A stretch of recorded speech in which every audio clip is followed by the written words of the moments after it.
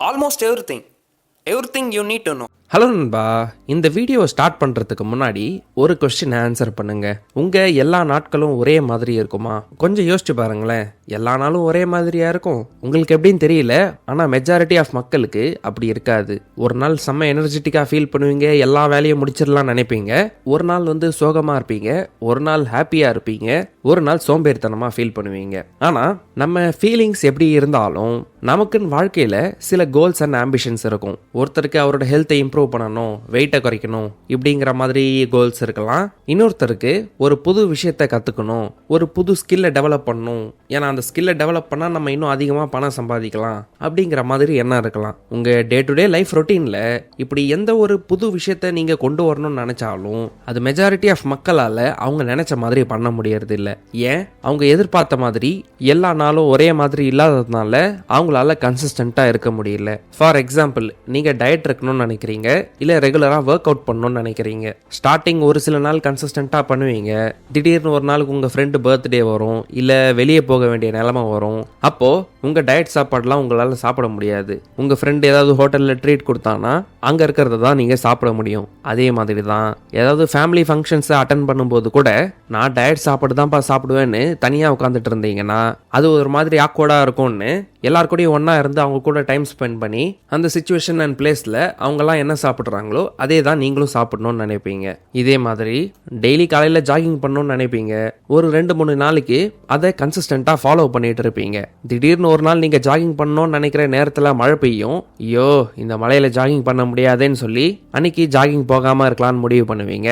நம்மள நிறைய பேர் அந்த ஸ்ட்ரீக் மிஸ் ஆகிடுச்சின்னு சொல்லி அந்த ஹேபிட்டை ஃபாலோ பண்ணாமல் இருக்கிறத ஒரு ஹேபிட்டாக மாற்றிடுவோம். இன்ஷார்ட், எந்த ஒரு புது ஹேபிட்டை நம்ம ஃபாலோ பண்ணோன்னு நினச்சாலும் ஒரு நாள் கன்சிஸ்டண்ட்டாக இல்லைன்னா அதை அப்படியே மல்டிப்ளை பண்ணிக்கிட்டே போய் டோட்டலாக அந்த புது ஹேபிட்டை ஃபாலோ பண்ணுறதே விட்டுருவோம். இதனால் நம்ம எதிர்பார்த்த ரிசல்ட்ஸ் என்றைக்குமே நமக்கு கிடைக்காது, வருஷங்கள் மட்டும் போயிட்டே இருக்கும். இந்த எக்ஸாம்பிள்ஸ்லாம் கேட்கும்போது உங்களுக்கு கொஞ்சம் ரிலேட்டபிளாக தெரியலாம். நம்ம எல்லா நாளும் ஒரே மாதிரி இருக்காதுன்றத நீங்கள் ரியலைஸ் பண்ணியிருக்கலாம். இப்படி எல்லா நாளும் ஒரே மாதிரி இருக்காது, எல்லா சிச்சுவேஷன்ஸும் ஒரே மாதிரி இருக்காதுன்ற விஷயத்த நம்ம ஒத்துக்கிறப்ப ஏன் நம்ம புது விஷயங்களை ஸ்டார்ட் பண்ணும்போதோ இல்லை புது ஹேபிட்ஸை ஃபார்ம் பண்ணணும்னு நினைக்கும் போது மட்டும் அதில் பண்ணுற ஆக்ஷன்ஸை ஒரே மாதிரி ரிஜிடாக வச்சுட்டு இருக்கோன்னு ஆத்தர் கேட்குறாரு. நம்மளோட டெய்லி நாட்கள் எப்படி ஃப்ளெக்சிபிளாக இருக்கோ, வித்தியாசமாக டெய்லி எதோ நடக்குதோ அதே மாதிரி தான் நம்மளோட ஹேபிட்ஸும் ரிஜிடாக கல் மாதிரி இல்லாமல் எலாஸ்டிக்காக ஃப்ளெக்சிபிளாக இருக்கணும்னு சொல்கிறாரு. இந்த கான்செப்டை தான் எலாஸ்டிக் ஹேபிட்ஸ்ன்ற புக்கில் நமக்கு எக்ஸ்பிளைன் பண்ணுறாரு. நம்ம ஃப்ளூயிடான லைஃப்ஸில் ரிஜிடான கோல்ஸ் இருக்கக்கூடாதுன்னு சொல்கிறாரு. ஸோ மனுஷங்களாம் நம்ம இங்கே ரிஜிட் கோல்ஸுக்கு ஒரு இம்ப்ரோவைசேஷன் கொடுத்து அதை எலாஸ்டிக் ஹேபிட்ஸாக மாற்றிட்டோன்னா எப்படி மனுஷங்களா காலங்காலமாக நம்ம சர்வைவ் பண்ணுறதுக்கு அடாப்ட் பண்ணிட்டு இம்ப்ரூவ் ஆகிட்டு போயிட்டே இருந்தோமோ அதே மாதிரி நம்ம ஹேபிட் ஃபார்மேஷன்லையும் ஒரு இம்ப்ரோவைசேஷனை கொண்டு வரலான்னு சொல்கிறாரு. ஃப்ளெக்சிபிலிட்டி இஸ் ஸ்ட்ரெங்க்த்னு சொல்கிறாரு. ஒரு ட்ரெடிஷ்னல் ஹேபிட்டில் நம்ம எந்த ஒரு விஷயத்தை ஃபாலோ பண்ணணும்னு முடிவு பண்ணுறோமோ அதை மட்டும் தான் ஃபாலோ பண்ண முடியும். அதை ஃபாலோ பண்ணலன்னா நம்ம ஃபெயில் ஆகிட்டோம்னு அர்த்தம். ஃபார் எக்ஸாம்பிள், முன்னாடி பார்த்த மாதிரி அந்த ஜாகிங் எக்ஸாம்பிளே எடுத்துப்போமே.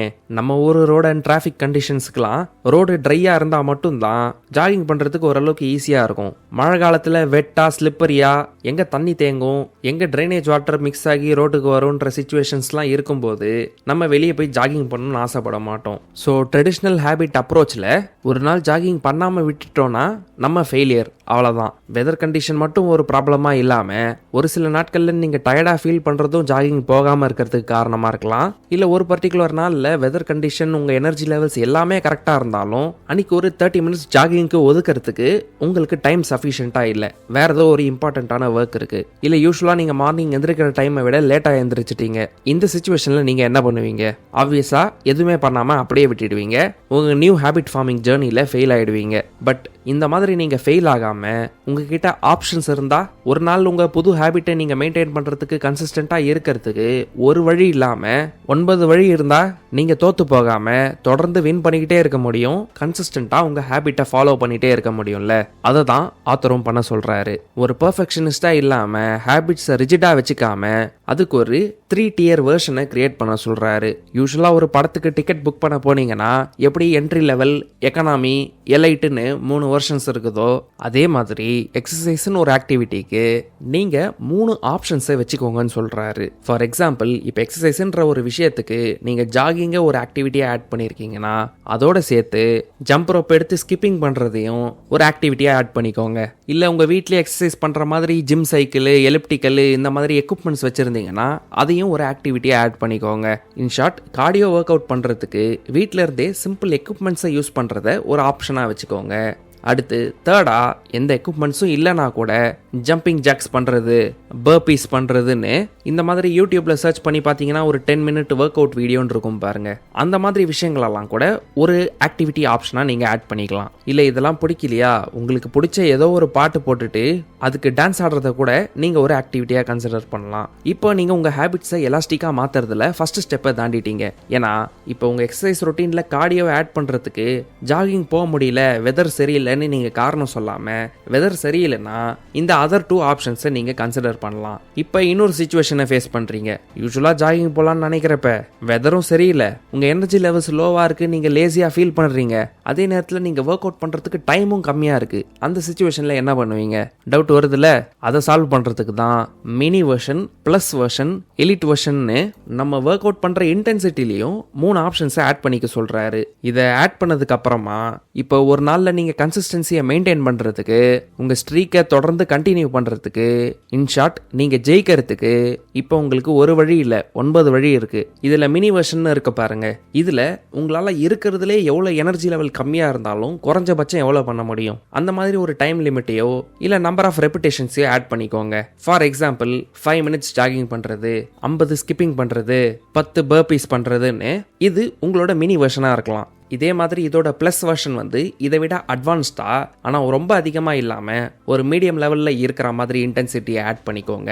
எலிட் லெவலில் இப்போ இருக்க உங்கள் கரண்ட் பாடி கண்டிஷனுக்கு மேக்ஸிமம் எவ்வளோ பண்ண முடியும் அந்த மாதிரி ஒரு லிமிட்டை அந்த 3 ஆப்ஷன்ஸ்லையும் செட் பண்ணிக்கோங்க. இப்படி பண்ணுறது மூலமாக நீங்கள் ஜெயிக்கிறதுக்கு ஒரு வழி இல்லை, 9 வழி இருக்குது. உங்கள் ஹேபிட்ஸ் வந்து ரிஜிடாக இல்லாமல் எலாஸ்டிக்காக மாறிடுச்சு.